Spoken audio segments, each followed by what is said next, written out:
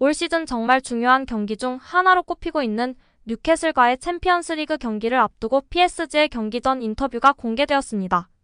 루이스 엔리케 감독과 비티냐 선수가 참석했는데요. 루이스 엔리케 감독은 우리는 어려운 그룹 안에 있고 내일은 정말 중요한 경기이다. 우리 팀은 준비가 되어 있고 큰일을 할 수 있다고 발언했습니다. 이어 우리 서포터즈들의 응원과 결집을 요청했는데요. 파르크 대 프랭스는 우리를 승리로 이끌 것입니다. 저는 멋진 분위기를 기대하고 있습니다. 우리는 그것들이 정말 필요합니다. 우리는 그들이 평소보다 더 기대하고 더 흥분하는 관중이 필요하며 우리는 이 경기를 결승전처럼 다룰 것입니다. 이 수준에서 홈경기라는 것이 핵심입니다. 팬분들은 저희에게 특별한 자산이고 저희는 엄청난 지원을 기대하고 있습니다. 선수들과 팬들의 연결이 강해질수록 특히 더 힘든 시기에 더 쉬운 일들이 될 것입니다. 이어 뉴캐슬에 대해 발언했는데요. 그들은 피지컬이 매우 강하고 매우 강한 강도로 높고 세게 누를 수 있습니다. 내일도 그럴 거라는 것을 알고 있으므로 준비가 필요합니다. 우리의 목표는 경기와 상관없이 항상 똑같습니다. 상대팀이 기회를 만들지 못하도록 우리가 공의 소유를 절반으로 유지하는 것입니다. 챔피언스리그에서는 상대 선수들이 더 많은 자질을 가지고 있지만 우리는 여전히 공격과 수비 모두에서 최선을 다하는 것과 같은 목표를 가지고 싶습니다. 이어 전술에 대한 질문이 이어졌는데요. 전술적인 설정에 대해 즉각적인 답변을 드리기는 어렵습니다. 전술적 윤곽은 일리가 있지만 세계 어느 팀도 고정된 모습으로 경기를 치르지 않습니다. 상황에 따라 모든 것이 바뀝니다. 우리는 주어진 순간에 우리의 필요에 적응합니다. 우리가 높이 누르면, 낮게 누르면, 마지막 3위에 못 들어가면 모든 것이 변하고 상대에 따라서도 모든 것이 바뀝니다. 우리는 내일 경기를 시작할 근거가 있습니다. 팀은 아직 제가 원하는 대로 되지는 않았지만 우리는 아직 배우고 있습니다.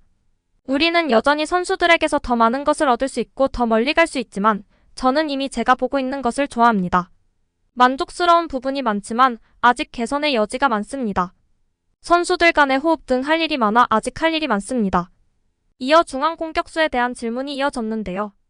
바르콜라, 아센시오, 하무스, 무아니 등 센터 포워드로 뛸 수 있는 선수들이 많습니다.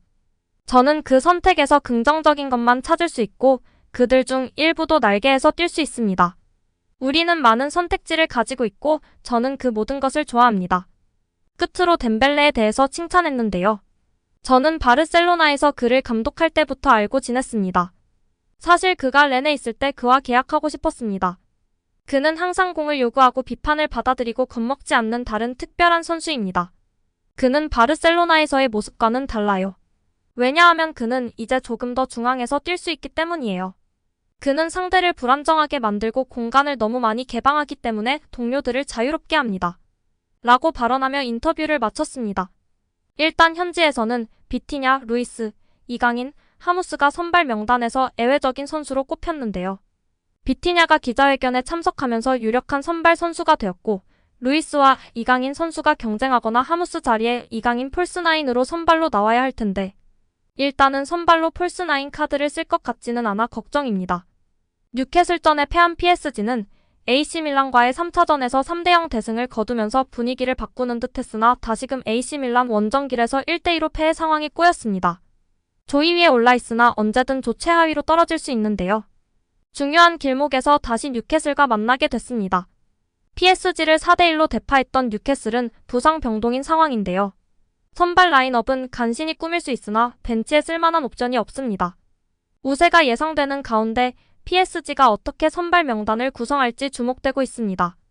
프랑스 매체 푼 메르카토에서도 11자리 중 2자리가 확실치 않다. 퍼포먼스가 좋고 중원 영향력이 좋은 비티냐가 선발 출전이 유력해 보이는데 이강인이 나설 수도 있다. 하무스, 란달 콜로 무아니는 여전히 경쟁 중이다. 중추적인 역할을 해주는 하무스가 콜로 무아니보다 앞선 상태이긴 하다고 이야기했습니다. 여기에 27일 프랑스 매체 RMC 등에 따르면 현지에서도 이강인 출전에 관심을 보였는데요. 엘리케 감독에게 미드필더 비티냐와 공존을 묻자 좋은 선수들은 한 팀에서 같이 뛸 수 있다. 이강인과 비티냐 같은 경우는 윙어와 미드필더가 가능하다. 두 선수 모두 선발로 출전할 수 있다. 둘은 공존할 수 있다라고 답했습니다. 과연 모나코전 휴식으로 뉴캐슬전 출전이 유력하게 예상되었던 이강인 선수가 파비안 루이스를 제치고 선발로 출전하게 될까요? 아니면 조커로 투입되게 될까요? 여기에 지난 중국전 이후 팬들 사이에서 화제가 되고 있는 영상이 있는데요.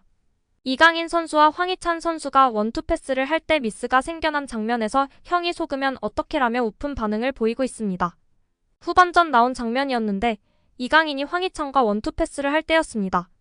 압박을 받은 이강인은 이를 풀어가기 위해 황희찬에게 패스를 한 뒤 중국 수비수들을 속이려 상체 페인팅을 왼쪽으로 한번 걸었습니다. 왼쪽으로 갈 것처럼 움찔한 뒤 오른쪽으로 가는 모습이었는데 그만 같은 팀 황희찬까지 속고 말았습니다.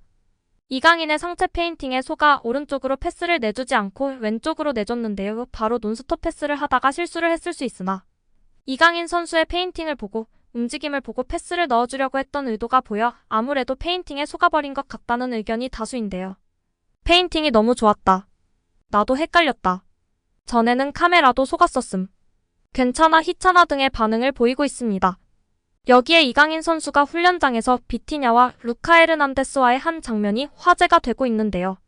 비티냐가 이강인에게 바디 페인팅을 배우고 실제로 해보고 있고 루카 에르난데스도 자신의 앞에서 다시 한번 해보라고 요청하여 이강인 선수가 시연하는 듯한 모습이 관찰되어 화제입니다. 지난 AC밀란과의 챔스에서 이강인 선수의 환상적인 바디 페인팅에 이은 슈팅이 골퍼스트를 맞아 아쉽게 골로 연결되지 못했었는데요. 당시 바디 페인팅의 지루가 완전히 속는 장면이 화제가 되었습니다. 이전에도 이강인 선수의 바디 페인팅이 워낙 좋아서 카메라까지도 속은 적도 있었습니다. 이에 최근 훈련장에서 비티냐, 루카 에르난데스가 관심을 보이고 배우고 있는 모습이 팬들의 주목을 받고 있는 것 같습니다. 이강인 선수의 장점 중 하나인 바디 페인팅에 세계적인 선수들도 배우려고 하는 모습이 정말 감회가 새로운 것 같습니다. 여기에 올 시즌 파리 생제르맹이 영입한 선수 중에서 이강인의 활약이 높게 평가받고 있습니다. 프랑스 매체 르텐스포르트는 9일 PSG가 올 여름 이적 시장에서 영입한 선수들에 대해 언급했는데요. PSG는 지난 시즌 종료 이후 메시와 네이마르가 팀을 떠났지만 올 여름 이적 시장을 통해 이강인을 포함해 덴벨레, 무아니, 하무스, 아센시오, 우가르테, 에르난데스, 슈크리니아르 등 10명이 넘는 선수들을 영입해 선수단을 개편했습니다. 르텐스포르트는 PSG는 지난 여름 이적 시장을 통해 선수단을 새롭게 단장했다. 많은 선수들이 PSG에 합류했고 일부는 시즌 시작부터 인상을 남겼다며 PSG는 메시나 네이마르 같은 스타들이 사라졌고 프랑스 국적을 가진 선수들로 대체됐다. PSG에 좀 더 프랑스의 정체성을 부여했고 무아니와 덴벨레가 합류했다. PSG는 신예 미드필더 우가르테 영입을 위해 거의 6천만 유로를 지출하는 도박을 했다. 지난 시즌 부상으로 활약이 적었던 슈크리니아르는 PSG에서 부활했다고 평가했습니다. 특히 가장 예상치 못한 활약을 펼친 선수는 이강인이다. PSG 이적 이전에는 크게 알려지지 않았던 이강인은 훌륭한 발견이라는 것을 입증하고 있다며 이강인은 PSG에서 사랑을 받을 선수다. 차분한 성격과 함께 기술이 뛰어나다고 조명했습니다. 오늘 영상은 여기까지입니다. 끝까지 시청해주셔서 감사합니다. 늘 건강하시고 더 좋은 영상으로 찾아뵙겠습니다. 구독과 좋아요도 잊지 마시고 부탁드립니다. 감사합니다.